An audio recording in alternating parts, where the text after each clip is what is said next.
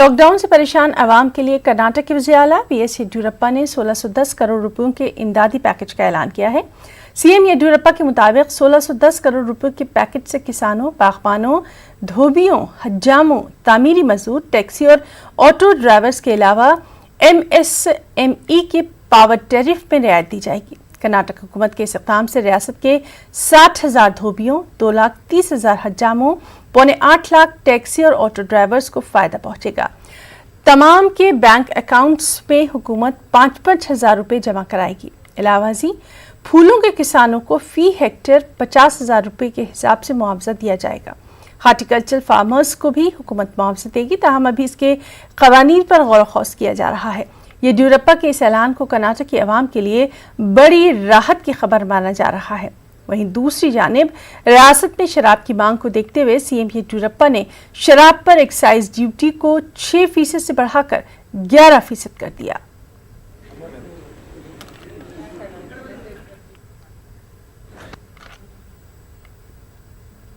हमारा मुल्क गंगा जमनी तहजीब और भाईचारगी के लिए पूरी दुनिया में जाना जाता है। मुल्क में कई एक लोग अपने कामों से गंगा जमनी तहजीब की तर्जुमानी भी करते हैं। गुलबर्गा में अमानुल्लाह खान भी इसकी एक मिसाल हैं। अमानुल्लाह खान गुज़िश्ता 1.5 माह से अपनी जेब खास से गरीबों के लिए मुसलसल राशन फराहम कर रहे हैं। बिला लिहाज मजहब व मिल्लत वो तमाम गरीबों और मस्कीनों को राहत पहुँचाने का काम कर रहे हैं। वो अपनी गाड़ियों में राशन लाद कर बिलखुसूस गैर मुस्लिमों के मोहल्लों में घर घर जाकर उनके दरवाजे तक ये राशन फराहम करते हैं। गुज़िश्ता 1.5 माह से खामोशी से ढके छुपे अंदाज में अब तक 2000 क्विंटल का राशन तकसीम किया जा चुका है और गैर मुस्लिम तबका उनकी इस खिदमत को बेहद कदर की निगाह से देख रहा है। सपना ग्रुप ऑफ कंपनी के कुछ लोग जाके बोलेंगे साहब बहुत परेशान लोग है, हाल है, किसी घर में खाने का वास्ते एक निवाला भी नहीं है। कि हम बोले भाई चलो कम से कम ऐसे टाइम पे एक मौका अच्छा है नेकी लूटने का, वो हिसाब से हम एरिया वाइज करीब देहाता और तकरीबन एरिया है, मिल्लत नगर है, नया महल्ला, मोमिनपुरा, आज़ादपुर रोड, हर तरफ ये मुसलसिल 1.5 महीने से ये काम चल रहा है हमारा।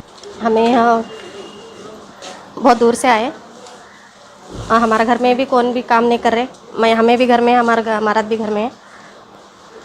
यहाँ थोड़ा कुछ मिलता है बोलने में, तो ब्लैक डाउन होने के बाद अमन सेठ उन्होंने सपना उन्होंने बहुत हेल्प करे। क्या करते? हमारा आदमी भी गौंडी काम को जाते थे भैया, बैठे आप घर में, क्या कुछ नहीं है, हमारा गवर्नमेंट क्या मदद नहीं करे। हाँ, एक बच्चा है स्कूल का जाते। तुम क्या करते थे? मैं क्या नहीं, काम को आते जाते थे। अब कैसा चल रहा घर? कैसा क्या ऐसा देखो, अब सेठ हमारे को 2 बार मदद करे, अनाज देखो इतना सही देखो। इसमें चावल है, दाल है, शक्कर है, जवारी, जुमला 25 किलो राशन दिए, 2 बार दिए सेठ साहब हमारे। उधर जमात-ए इस्लामी हिंद ने राजस्थान में शराब की दुकानों के खुलने की शदीद मजम्मत की है। राजस्थान जमात इस्लामी हिंद के जनरल सेक्रेटरी मोहम्मद इकबाल सिद्दीकी ने राजस्थान हुकूमत के फैसले को गलत करार दिया है।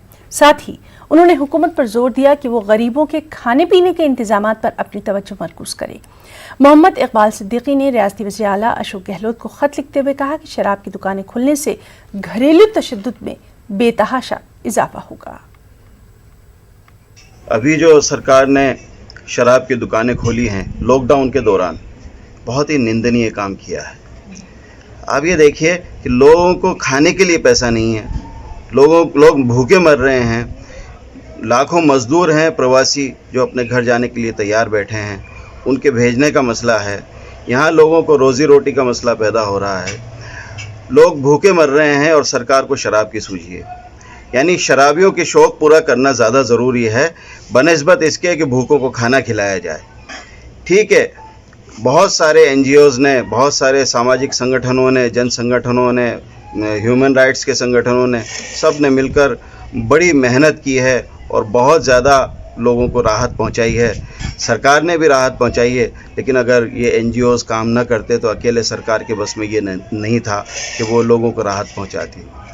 अब ये शराब की दुकानें खोलने से लोगों में बीमारियां पैदा होंगी। अब आप देखिए, एक तरफ तो हम कोरोना महामारी से लड़ रहे हैं, और दूसरी तरफ हम बीमारी फैलाने का साधन पैदा कर रहे हैं।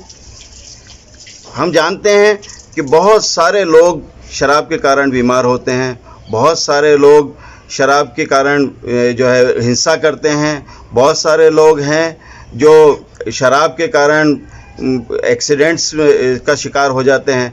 तो इस प्रकार की बहुत सारी चीज़ें हैं जो जिनका नुकसान जो है शराब से होता है। तो शराब के बजाय हम लोगों को रोटी दें, लोगों को पानी दें, लोगों को रोज़गार दें।